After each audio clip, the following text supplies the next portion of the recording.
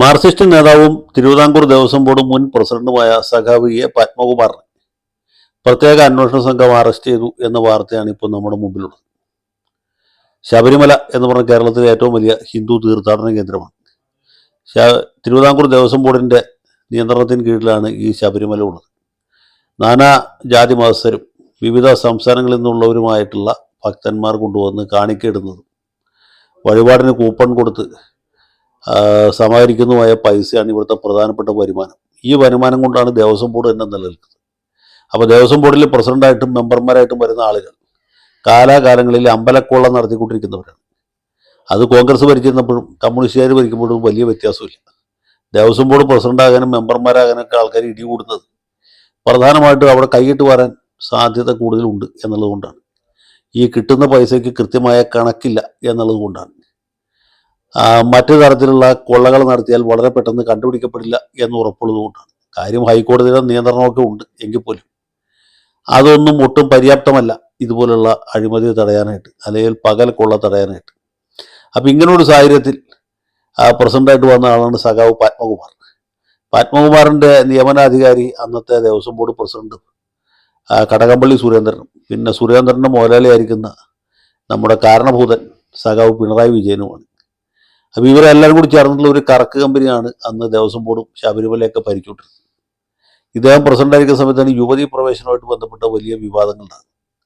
ആ സമയത്ത് പിണറായി വിജയന്റെ പ്രധാന കയ്യാളായിട്ട് നിന്ന ആള് സത്യത്തിൽ പത്മകുമാറല്ല, ദേവസ്വം ബോർഡ് കമ്മീഷണറായിരുന്ന സഖാവ് വാസുവാണ്. വാസു ഒരു അറിയപ്പെടുന്ന സഖാവാണ്. അദ്ദേഹം ഒരു പഞ്ചായത്ത് പ്രസിഡന്റായിരുന്ന ആളാണ്. പിന്നീട് മന്ത്രി ഗുരുദാസന്റെ പേഴ്സണൽ സ്റ്റാഫിൽ ഉണ്ടായിരുന്ന ആളാണ്. ഈ മാനദണ്ഡങ്ങളിൽ പോലും മായം ചേർത്തുകൊണ്ട് ദേവസ്വം ബോർഡിൻ്റെ കമ്മീഷണറായിരുന്ന ആളാണ്. കമ്മീഷണർ സ്ഥാനം കഴിഞ്ഞപ്പോൾ അദ്ദേഹത്തിന് ദേവസ്വം ബോർഡ് ചെയർമാൻ്റെ ഭാരിച്ച ഉത്തരവാദിത്വം കൂടി കിട്ടി.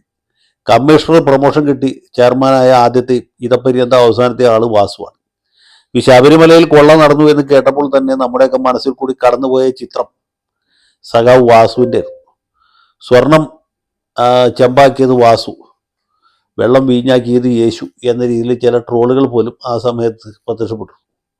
അതിൻ്റെ ഒരു രണ്ടാം ഘട്ടമാണ് ഇപ്പോൾ ഉണ്ടായിട്ടുള്ളത്. സഖാവ് പത്മകുമാറിനെയും പോലീസ് അറസ്റ്റ് ചെയ്തിരിക്കുന്നു. ഈ കാര്യത്തിൽ പാർട്ടിക്ക് ഒരു പങ്കുമില്ല എന്ന് ഇനി പറയാൻ പറ്റുകയില്ല.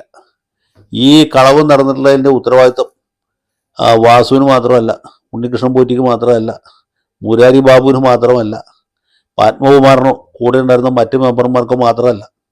ഇതിൻ്റെ പരിപൂർണമായ ഉത്തരവാദിത്വം ദേവസ്വം മന്ത്രിയായിരുന്ന കടകംപള്ളി സുരേന്ദ്രൻ്റെ കൂടി മുതലാളിയായിരിക്കുന്ന സഖാവ് പിണറായി വിജയനുമാണ്.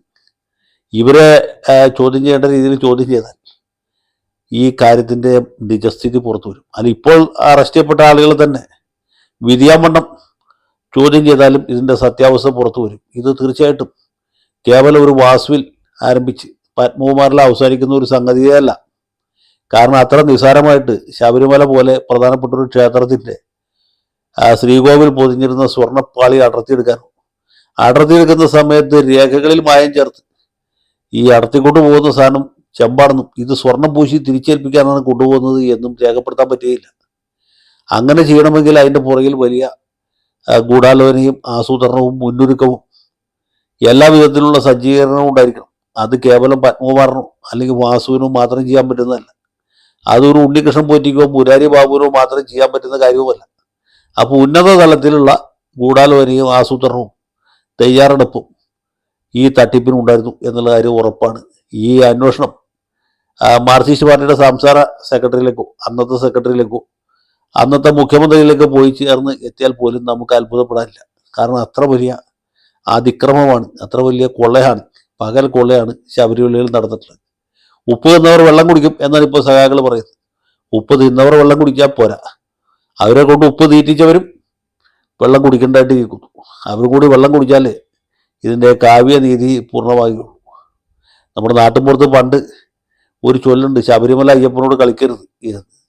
സത്യം പറഞ്ഞാൽ ഈ ദൈവം ഇല്ല എന്ന് പറയുമ്പോഴും ദൈവം ഉണ്ട് എന്ന് നമ്മൾ വിശ്വസിച്ച് പോകുന്നത്, അല്ലെങ്കിൽ ശബരിമല അയ്യപ്പന് ശക്തിയുണ്ട് എന്ന് നമുക്ക് ബോധ്യപ്പെടുന്നത് ഇതുപോലുള്ള സംഗതികൾ പുറത്തു വരുമ്പോഴാണ്. അതും ഈ തെരഞ്ഞെടുപ്പ് കാലത്ത് ത്രിതല പഞ്ചായത്ത് തെരഞ്ഞെടുപ്പുകളും മുനിസിപ്പൽ കോർപ്പറേഷൻ തെരഞ്ഞെടുപ്പുകളൊക്കെ നടക്കുന്ന സമയത്ത് തന്നെ ഈ യാഥാർത്ഥ്യം പുറത്തു വന്നത് അയ്യപ്പസ്വാമിയുടെ ശക്തി കൊണ്ടാവൻ്റെ തരമുള്ളൂ സ്വാമിയെ ശരണമയ്യപ്പ.